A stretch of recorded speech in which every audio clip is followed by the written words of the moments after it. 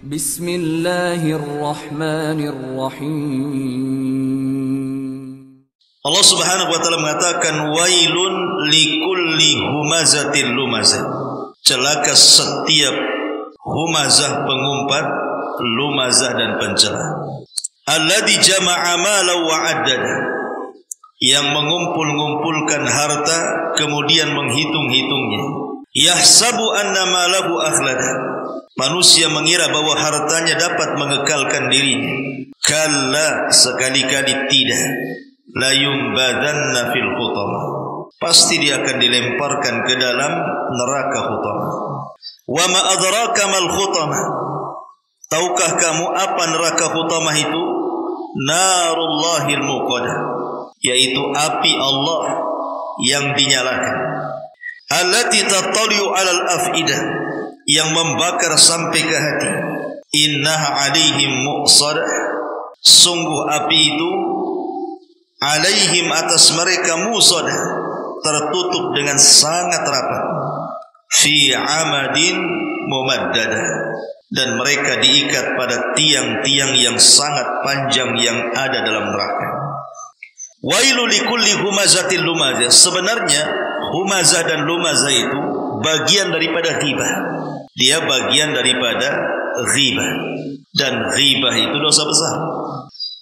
Makanya di sini Allah Subhanahu wa taala memulakan kalimatnya dengan wailun dalam juz Amal. Surat yang dimulai dengan wailun itu dua. Pertama surah Al-Mutaffifin.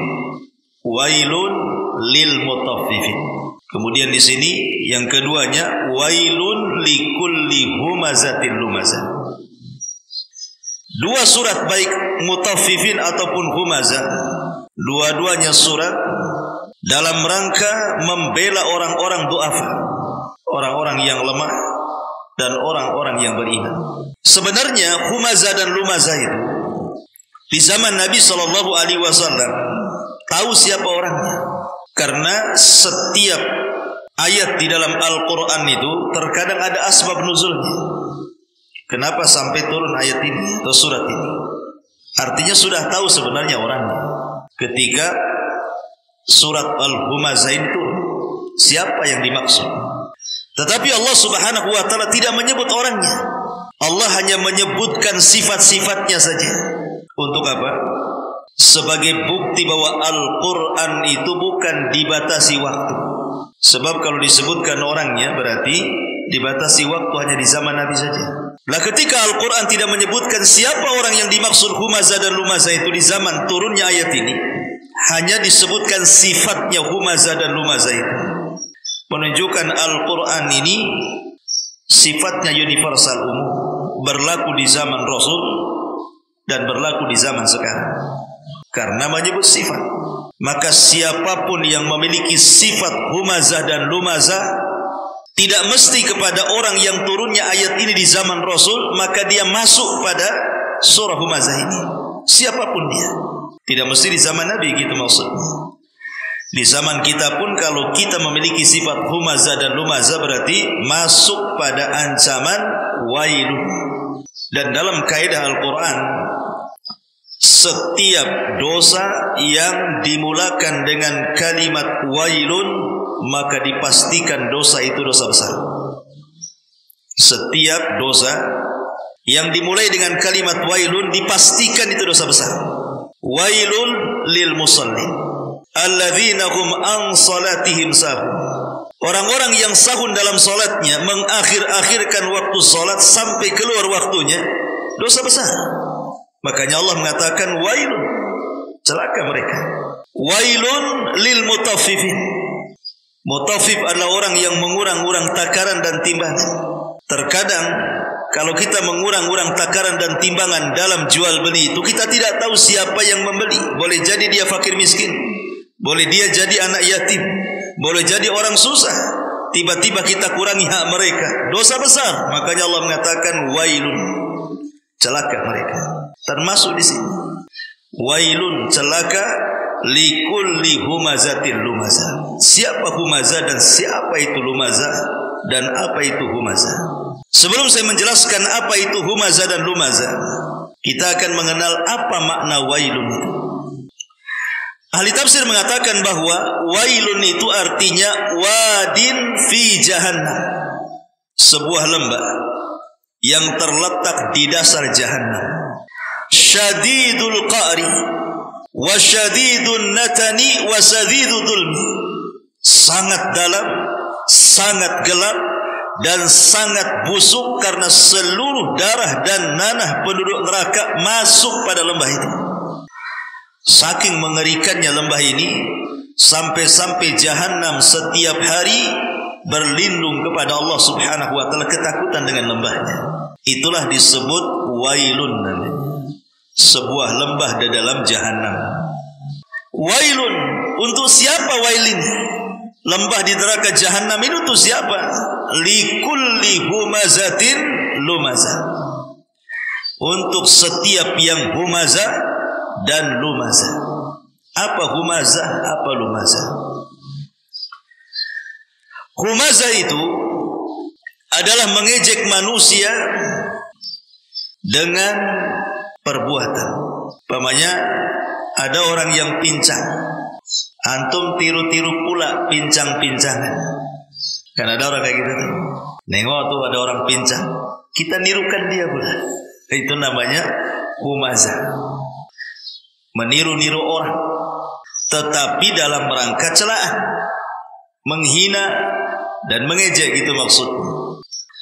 Ataupun dengan cara mencela, seperti yang sudah saya contohkan. Ada orang gemuk dibilang drum, ada orang kulus dibilang lidi, ada orang yang matanya mungkin buta sebelah dibilang dajjal. Gitu ya. Itu humazah, mengejek namanya. Dan itu bagian daripada ghibah.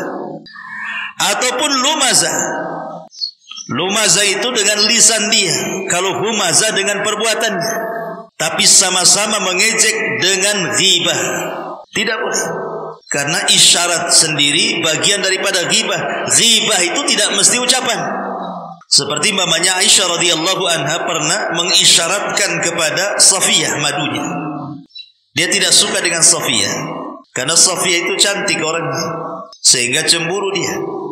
Kemudian dia mengatakan di hadapan Nabi SAW, "Ya Rasulullah, hasbuka an Safiyata kada wa kada." Rasul, cukuplah Safiyah ini begini. Aisyah tidak ngomong, cuman Aisyah mengisyaratkan dengan tangannya, Safiyah itu begini. Maksudnya apa? Safiyah itu pendek, aku tinggi, gitu maksudnya. Tetapi mengejek kalimat itu. Aisyah ingin merendahkan Safiyah dengan mengatakan Safiyah itu pendek orangnya, aku lo tinggi, gitu maksudnya. Tapi tidak dengan lisan, dengan isyarat tangan saja. Tapi Nabi SAW murka dan mengatakan, "Ya Aisyah, laqad qulti kalimatan law muzizat bihal bahru lamazazathu." Aisyah, engkau sudah melemparkan satu kalimat ke dalam air lautan, yang kalau seandainya kalimat itu masuk ke dalam lautan, sungguh satu lautan dunia tercemari dengan kalimat itu. Satu kalimat ghibah bisa mencemari seluruh air lautan satu dunia. Padahal sampah satu kota Batam, kalau antum lempar ke lautan, belum tentu satu lautan tercemari.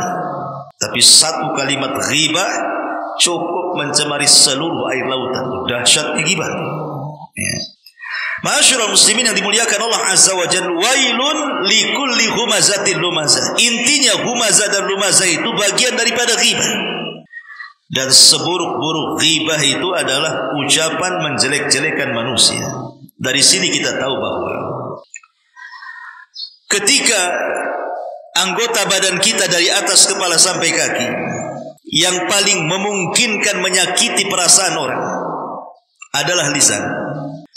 Makanya Allah jadikan lisan ini penyebab terbanyak orang masuk ke dalam neraka. Saya ulangi. Dari anggota badan kita dari kepala sampai kaki, yang paling mudah dan paling banyak menyakiti manusia itu lisan kita. Ketika lisan inilah yang paling banyak menyakiti hati manusia, maka itu pula yang menjadikan manusia terbanyak masuk neraka gara-gara lisannya. Muadz bin Jabal radhiyallahu anhu pernah mengatakan di hadapan Rasul, apakah manusia kebanyakan masuk neraka gara-gara perbuatan lisan mereka? Maka Rasul mengatakan, sakilatka ummuka ya Mu'adz, wa hal yakubbun nas fi nari jahannam illa hasaidu alsinatihim. Celaka engkau hai Mu'adz, orang yang paling banyak masuk neraka itu akibat ulah lisan-lisan mereka. Karena lisan ini adalah yang paling banyak menyakiti hati manusia. Sampai ada istilah luka badan masih bisa diobati, tapi luka hati entah kapan disembuhkannya. Makanya ada istilah lebih baik sakit gigi daripada sakit hati. Ada ya istilah kayak gitu. Subhanallah ya. Ma'asyiral muslimin yang dimuliakan Allah Subhanahu wa taala. Wailun likulli humazatil lumazah. Humazatil lumazah. Humazah saya katakan mencela manusia dengan perbuatan. Kalau lumazah mencela manusia dengan lisan. Di sana ada lamzun. Lamzun itu dengan kedipan. Lah ketika kemudian kita membahas suratul Asr. Dalam suratul Asr itu kan manusia itu dalam kondisi rugi. Semua manusia itu lafi khusri. Semua manusia itu di atas kerugian. Dan hanya orang-orang yang keluar dari kerugian ini, merekalah orang-orang yang beriman, kemudian beramal saleh, kemudian lisannya mengajak manusia ke dalam kebenaran, dan lisannya mengajak manusia ke dalam kesabaran. Kalau seandainya orang tidak melakukan 4 perkara ini, maka dia pasti di atas kerugian. Lah di antara manusia yang paling rugi adalah likulli humazatin lumazah. Karena orang yang paling beruntung itu yang badannya digunakan untuk apa? Beramal soleh, dan lisannya untuk mengajak manusia ke dalam kebaikan. Tetapi humazah dan lumazah ini justru badannya digunakan untuk menjelek-jelekan manusia, lisannya pula juga digunakan untuk menjelek-jelekan manusia.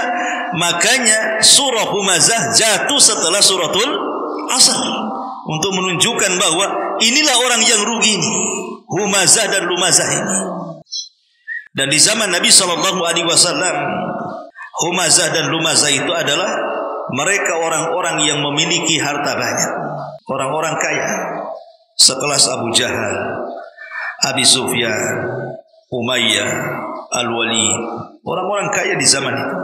Mereka lah yang merendah-rendahkan kaum muslimin di zaman Nabi SAW periode Mekah. Karena rata-rata di zaman periode Mekah itu kan yang masuk Islam kan orang-orang lemah.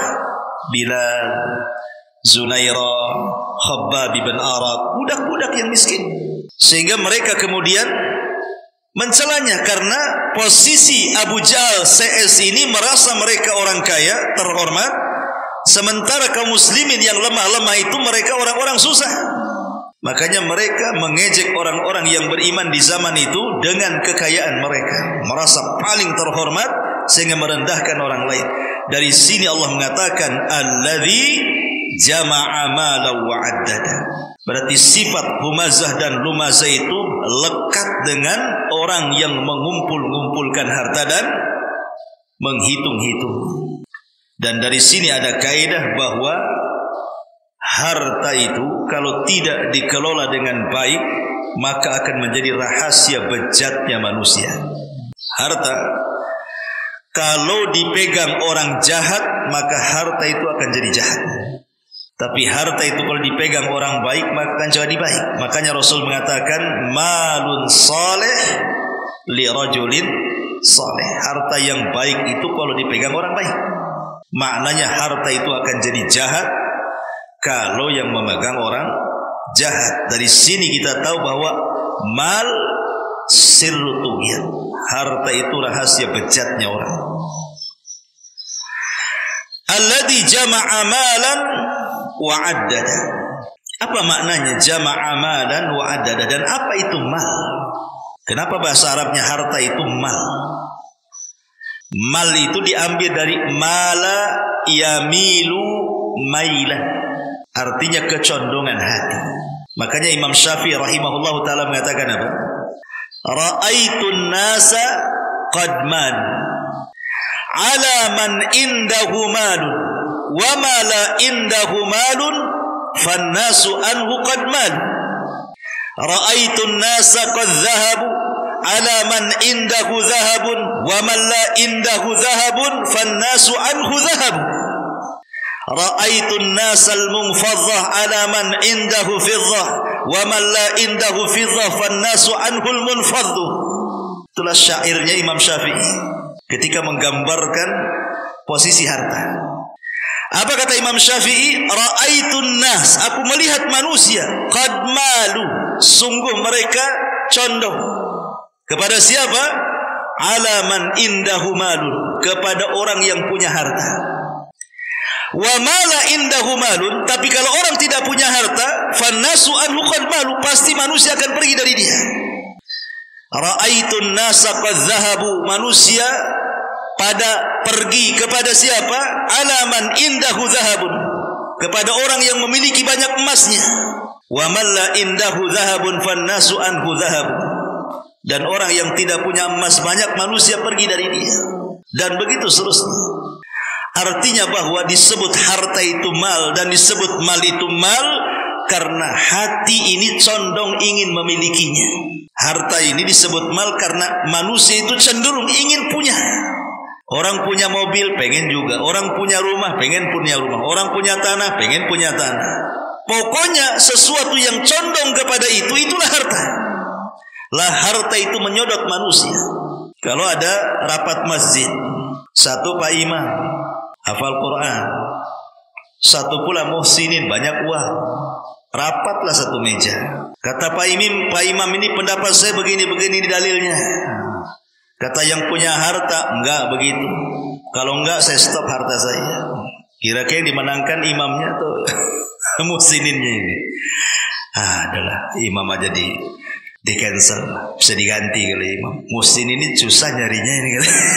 Kan gitu ya. Itulah harta. Harta ini kadang-kadang nyedot orang.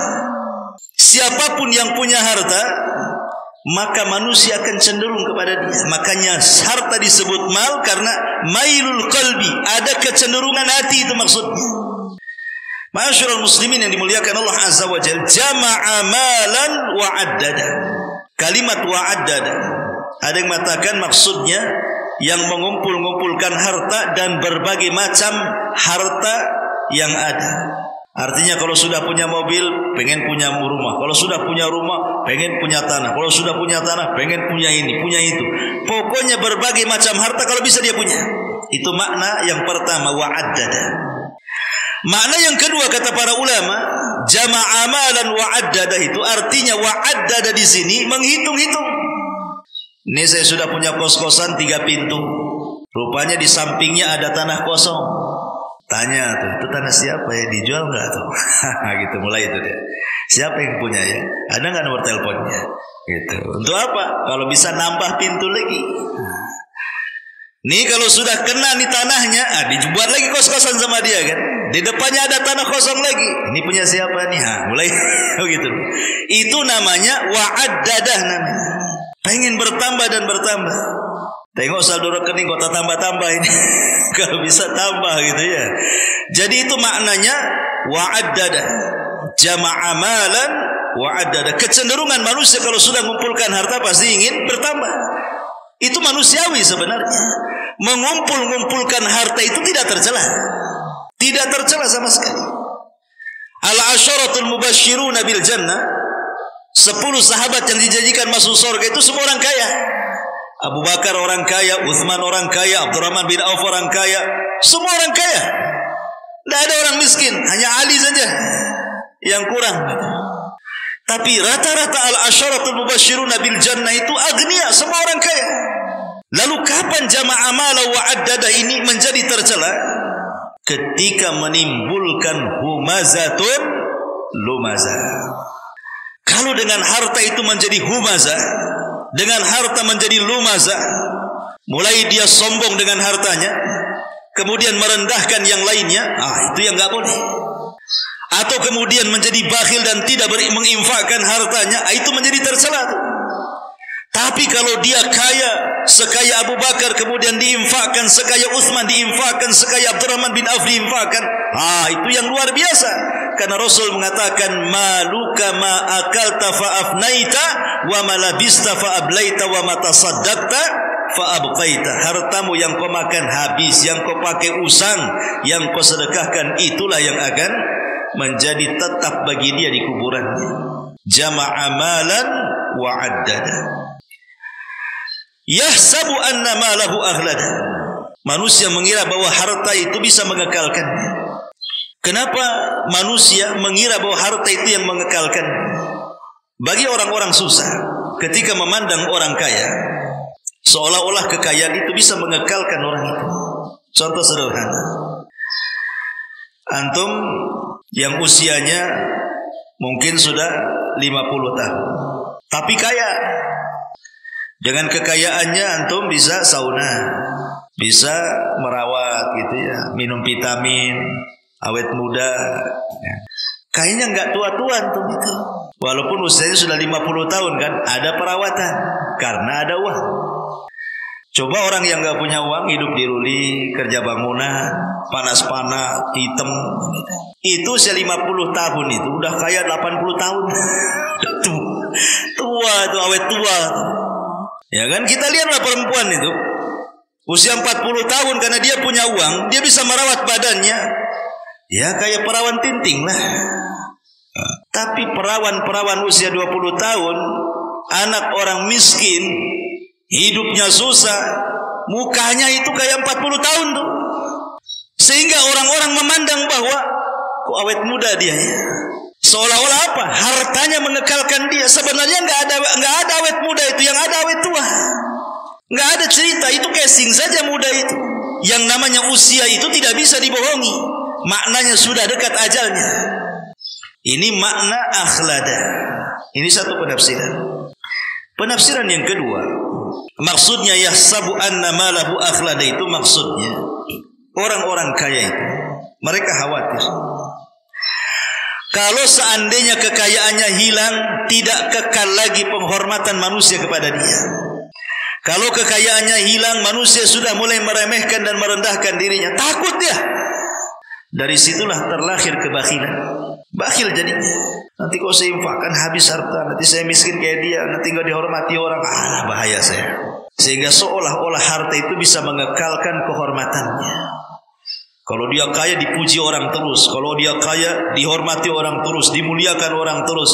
Tidak, kemuliaan itu bukan di mata manusia. Kemuliaan itu walillahi izzatu jami'ah. Kemuliaan itu milik Allah. Siapapun yang diangkat Allah tidak mungkin direndahkan. Tapi siapapun yang direndahkan Allah tidak ada yang bisa mengangkat dia. Nabi SAW di permulaan dakwahnya dihina manusia, dikatakan tukang sihir, dikatakan pendusta, dikatakan majnun, orang gila, dikatakan perangkai syair, macam-macam. Itu di awal dakwahnya. Tapi kemuliaan milik Allah. Sekejap saja Rasul hijrah ke Madinah, kemudian menyerang balik kota Mekah, Fathu Mekah, dimuliakan manusia. Siapapun yang dimuliakan Allah tidak ada mungkin direndahkan. Tapi sebaliknya siapa yang direndahkan Allah pasti tidak ada yang bisa mengangkat dia sampai kiamat dibangkitkan. Yahsabu anna malahu akhlada. Kalla la yumbadhanna fil khutama. Yumbadhanna itu diambil dari an-nabdhu. Nabdhu itu kalau antum ambil jeruk kemudian antum kupas, kulitnya kan antum gak makan, pasti antum lempar. Yang antum makan kan isinya saja. Atau antum makan pisang, pasti yang antum makan ya pisangnya, kulitnya antum lempar ke tong sampah. Melempar kulit ke tong sampah itu disebut nabdhun. Nabdhun itu melempar sesuatu yang hina. Dalam bahasa Arab disebut nabdhun. Kenapa demikian? Inilah hukuman orang-orang yang merasa tinggi di hadapan Allah. Allah hinakan kelak pada hari kiamat. Kan orang-orang kaya, maksudnya kaya yang humazah dan lumazah itu, mereka sombong di dunia. Makanya al-jaza min jinsil amal. Balasan itu disesuaikan dengan amalannya. Ketika di dunia mereka sombong, na'udzubillah, maka di akhirat mereka la yumbadzanna. Mereka dilempar seolah-olah dihinakan oleh Allah Azza wa Jalla. Kepada siapa? Kepada apa? Fil khutamah, ke dalam neraka khutamah. Disebut khutamah itu karena yakhtim ba'duhu ba'd. Saling menerkam satu dengan yang lainnya. Itu disebut khutamah artinya. Wa ma adraka mal khutamah? Tahukah kamu apa itu neraka khutamah? Narullahi muqadah. Api Allah atau azab Allah yang menyala-nyala. Allati tattali'u 'alal af'idah, yang membakar sampai ke dalam hati. Lihat bagaimana hukumannya. Saya ulangi, al-jaza min jinsil amal. Balasan itu disesuaikan dengan amalannya. Ketika di dunia dengan kekayaannya dia humazah dan lumazah, mengejek manusia dengan lisannya, dengan gibahnya, sehingga menyakiti hati-hati manusia, maka kelak di hari kiamat ketika diazab, maka nerakanya akan menembus hatinya. Ketika dia di dunia menyakiti hati orang, di akhirat Allah sakiti hatinya dengan api neraka. Itu maksudnya. Disinilah namanya al-jaza min jinsil amal. Karena orang yang paling banyak menyakiti itu adalah humazah dan lumazah. Makanya Allah balas di akhirat, sebagaimana engkau menyakiti manusia, hati-hati manusia di dunia, nah sekarang inilah azabnya. Dengan cara apa? Innaha alaihim muqsadah fi amadin mumaddada. Allah sediakan satu tiang yang sangat besar, kemudian diikat di tiang itu. Kemudian api didekatkan. Api itu tidak langsung membakar, tetapi api itu didekatkan sehingga dia merasa kepanasan yang luar biasa, mulai dari kulitnya, tulangnya, sampai menembus hatinya. Dan itu siksaan yang luar biasa. Orang kalau langsung dicemplungkan ke dalam api, selesai, sebentar aja mati.